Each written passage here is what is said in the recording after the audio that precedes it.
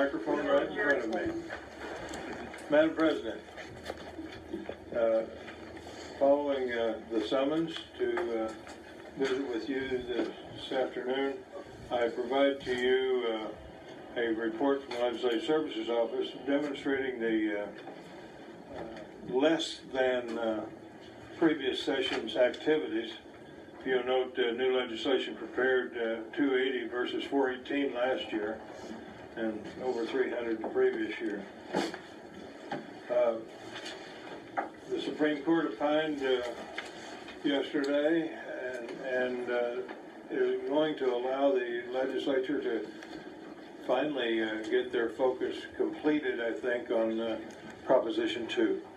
It doesn't have a lot to do with your activities, but it does take away from people's focus.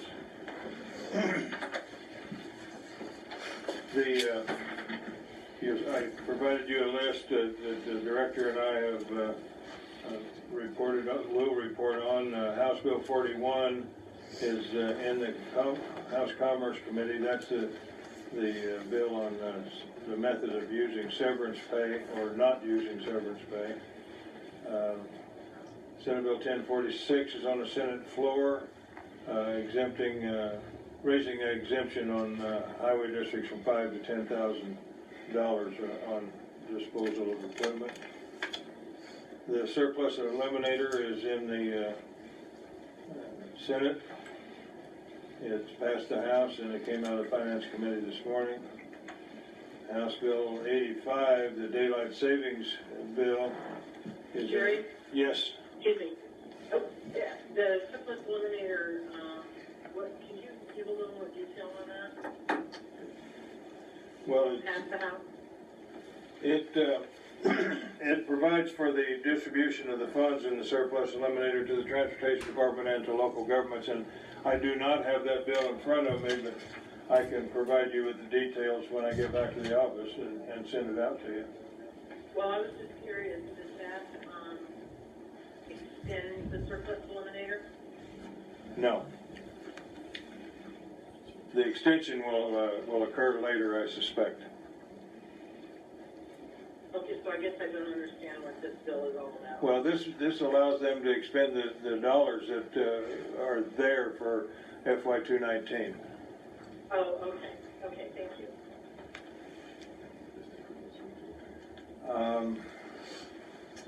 Moyle's bill, House Bill 25 on the annexation of 5 acres by cities is now on the Senate floor with its over 20 co-sponsors, and it has wings, so to speak.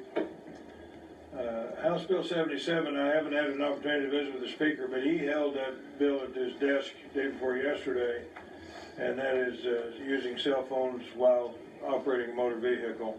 I suspect that he's going to try to deal with the sponsor of that bill. House Bill 40, the engineer's bill that dictates how you derive your award of a contractor for professional services, is in permanent residence in the House Commerce Committee. Won't go anywhere, I don't believe. Senator Brackett introduced 2 bills dealing with truck weights and the method of taxation. Those bills changed from a mileage band method to a mileage surcharge method with no, as I understand it, with no change in the revenue stream. You all might know that the House has to originate increases in revenue. However, it is Brackett's thought that if he can get this bill sent to the House, that they might want to increase the revenues over there and then send it back to the Senate. So the bills were, he had 2 bills, and they were introduced before Senator Brackett had an opportunity to address the committee. It was suggested that they only need to hear Brackett's explanation once when they come back as bills. Any of you that sat through a Senator Brackett presentation can appreciate that. I have a meeting scheduled tomorrow with Representative Moyle with some LTAC people so he can better understand what LTAC's doing besides taking money away from fixing roads. That was a simple explanation. I had that issue occur last year with the chairman of the House Transportation Committee, and after some discussion with the LTAC people, he had a different perspective on what LTAC really does. Those are the highlights. I'd like to tell you that things are really moving along rapidly. Oh, the impact fee bill, waiver bill for charter schools will be introduced tomorrow. And I think that, yes, sir. I missed what you said about the 8,000-pound and over trucks. I cannot find anybody with an appetite to do anything about it. Really? Now, They're thinking that if Brackett's bill passes, then there might be some other opportunities. okay, because when I was at the same meeting, I addressed her with District 22, with the 3 representatives and senator from our district. I had mentioned that to them the other night, and they were interested in seeing it. There's a lot of interest in seeing it. Okay. There's not a lot of interest in moving it forward today. And that's what I'm getting from the folks that we had lined up as sponsors. Well, Commissioner Goldfarb, if I can, Representative Gannon has a draft bill. It requires a flat fee of $75 for anything north of 8,000. right. He has presented it to Chairman Palmer, the House Transportation. He's represented to us that Palmer has agreed to give it a hearing. That's what I thought I heard. But I have not been able to get, or the director, we've been able to get that confirmed with Representative Palmer. As of the other night at that meeting, when I was standing next to Representative Monks, he had texted Representative Palmer about that and got an affirmative back, but nothing. But Jerry is right that when you talk to generally other people about it, they don't have to sign up for it this year. And so what that means is if it isn't this year, it will be 2 years from now. That's what I was afraid of. Yeah. But we're watching it. We're pushing it. It seems that We may be able to slide it onto some of Brackett's work too. Yeah. So it is. We're not giving up. No, So yeah, 'cause why is it they don't have this coming for? I mean, what's their issue with it? It seems pretty simple to me. I don't know. You got to talk to lobbyists that represent truckers. Well, well, and we're getting them under a little more control because the lobbyists that represent truckers have some other issues they want to do, and Brackett wants to use them for trading material and cannon fodder to support some of his activities, if he's going to let them have their way. So I would. It's not over. I mean, we're less than 30 days into the session. And as you can see, activity is a little slow. So we'll get to some point where things start to happen, but we're not there yet, I guess, for lack of a better term. Director? Could you give the commission your insights regarding where the potential of an HOV legislation might be? I looked around for it. I can't find it. Okay. That doesn't mean it's not going to show up like other things we've talked about, but frankly, with the usage of lanes that, just as an aside from my experience, I don't know how we could dedicate one. I'd have to go find one of those dummies to sit in my car, I guess. Yeah. Well, and we've met with Representative Rob Mason, Deputy Director Walson. We gave him some ideas. I've met with Amber Pence, Boise City, Kim Burgess at Compass, with Representative Mason to come up with a strategy about how to do that. I think Mason went talking to people and heard that it wouldn't get a hearing. We have the other deal that we want to explore is to maybe have a change this year to allow it on state highways, and then in time bring in a local highway. But that's where we are right now. And that there would be a date out into the future, Yes. not anything happening very soon. Correct. Yeah. Anything else? The only thing I tell you is if you got something on your mind that you're concerned about, I'm available. Well, we were discussing that earlier. We do have something on our mind. It's the surplus eliminator and preventing that from sunsetting this year. I think that we'll see the surplus eliminator, a new sunset date. But there's some work going on with leadership on that issue. And I agree. And what do you think the possibilities would be to change the way that's used so that ACHD gets some benefit from it? Because some portion of it goes to ITD, a portion of that's allocated to the locals, but at this point, ACHD has not benefited from that. Well, I don't think that's quite fair at all. But we think that there's the stomach to change the formula so that we get a portion, a larger portion than zero. Perhaps because we're a single countywide highway district. Well, it's very efficient. we're getting pushed around a little bit in some other arenas because we're a single countywide highway district. Yes. Anything else from Jerry? Now's your chance. We know where to find you, that's right. Thank you, Jerry. Thank You you. know where to find me. Thank you for being here today. Thank you. All right, next we have Linda Road, Chinden to State Street, update. Presentation by staff.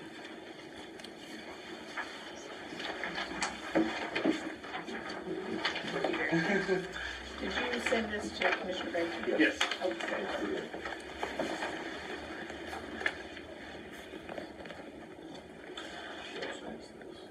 Good. All right, well, good afternoon, President Arnold, Commissioners. Here today to provide an update on the Linder Road concept study. Moving on to our overview map slide, what we have here is we're working on a concept study. It's a 2-mile stretch between Chinden and State. It's complex because it's got 5 different bridge crossings, 2 over canals, 3 over various channels of the Boise River. So we're working on how to kind of frame this out. Moving on to the next slide, looking at the purpose of the project is really to come up with some way to face this. What is our implementation strategy for this long segment? Our capital improvements plan calls for this to eventually become a 7-lane roadway.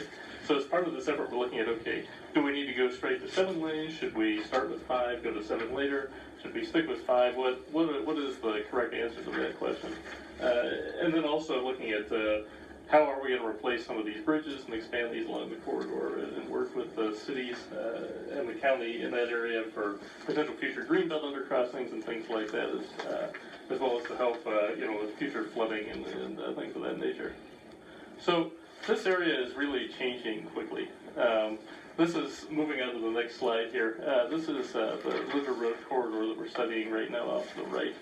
You can see just south of there, we're actually widening Linder right now, south of Chinden. Highway 16 is built over here and will eventually be constructed south of Chinden. Chinden Boulevard itself is planned to be under construction from Meridian Road over to Highway 16 in 2020. As well as in 2020, we've got 10 miles south of Chinden also on the docket for construction. North of State Street in 2022, we have a segment of Linder from Highway 44 with Floating Feather in design. And then the State Highway Department right now is working on a concept study for State Street and Highway 44 from between Eagle and Star. So there's really a lot going on in this area. Recently, Costco and Winco have been approved in this area, so it's changing quickly. It's no longer going to be the farming community necessarily that it currently appears to be. So where we are right now is we started this process off with a traffic analysis, and what it recommended was an interim 5-lane build-out with eventually a 7-lane build-out. And using the most aggressive, reasonable projections, we see that 7 lanes might be necessary as soon as 2036. It may be a little bit later, depending on how growth actually occurs. But so what our plan here is to or what the traffic analysis recommended was that we at least build the bridge structures for now to accommodate 7 lanes.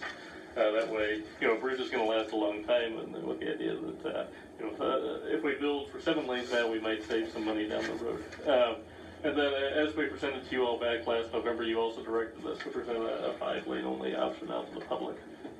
So the reason the traffic analysis recommends 7 lanes, moving on to the next slide, is because between now and 2040, we expect like a 3-fold increase in the number of vehicles on winter.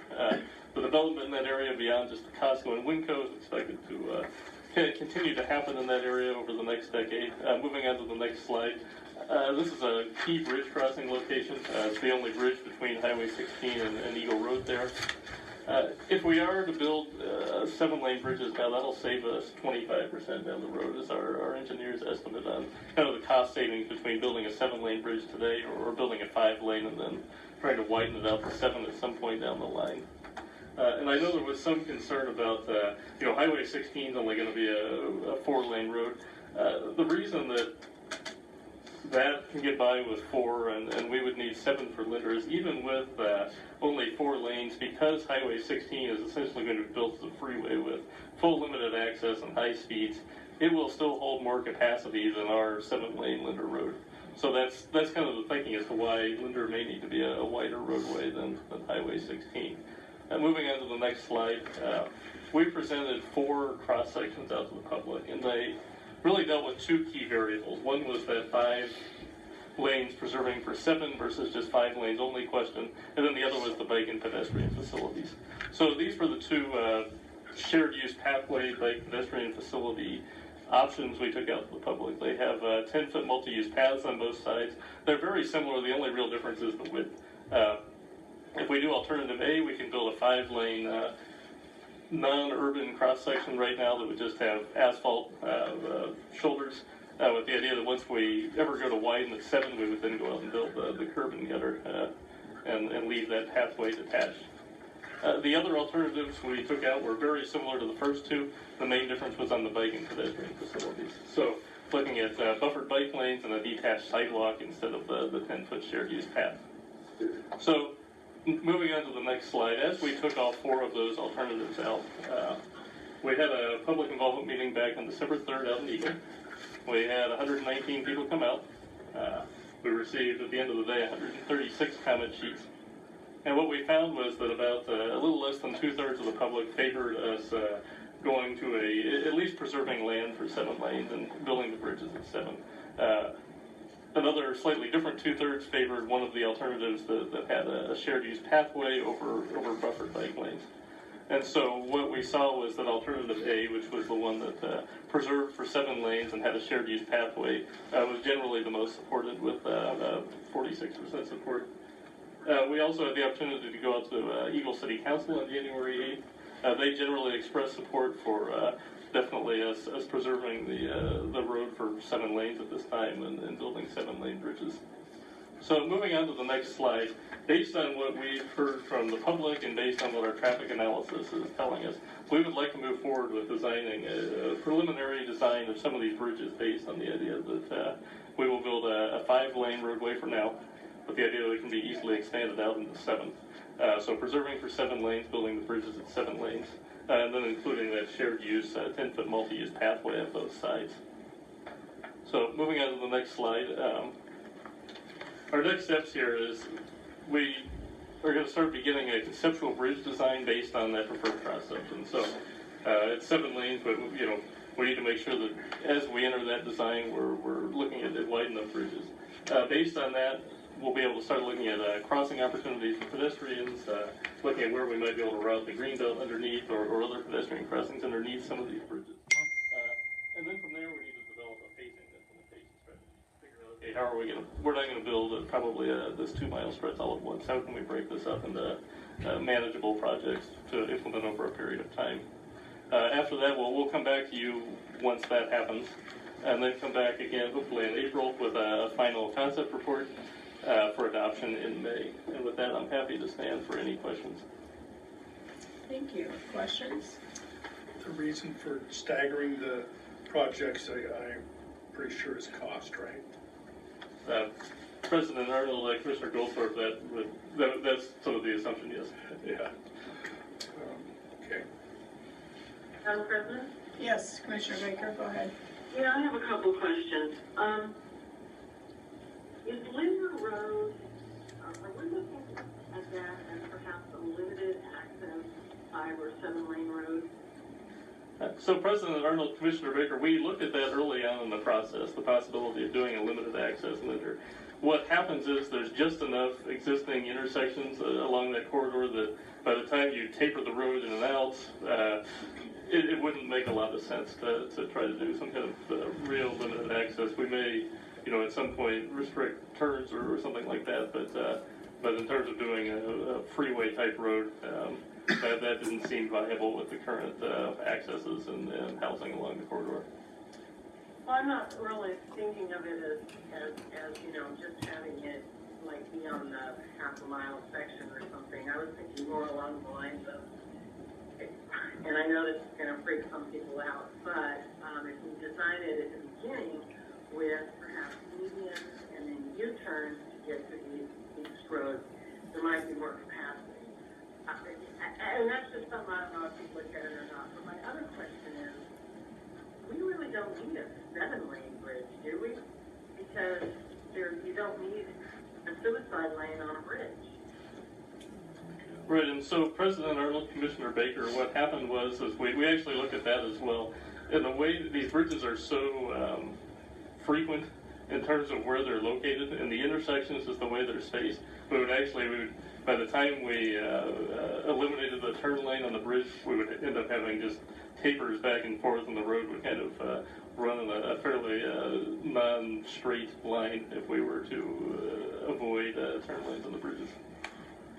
Well, I think you could do that for the 3 bridges that are very close together. You'd probably make them 7 if, between those 3 bridges, there was the necessity of making turns, which I guess you're saying that there might be.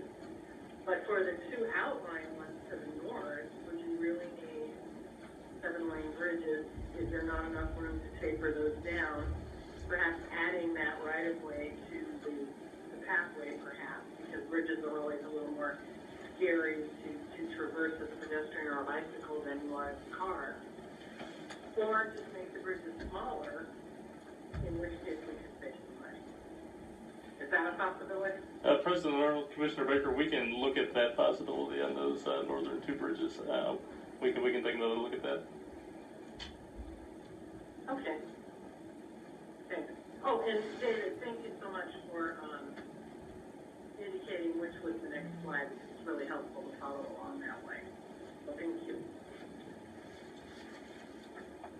Anybody else? Commissioner Hanson? Yeah, I would agree with Commissioner Baker that, and I like that term, suicide lane, because it just doesn't make sense on bridges. If you haven't done an analysis of what the turning capacity, left turning capacity is at the various roads that are off the bridges, if those are into small subdivisions, do you need room for 30 cars to back up? And if that's the case, do you need that many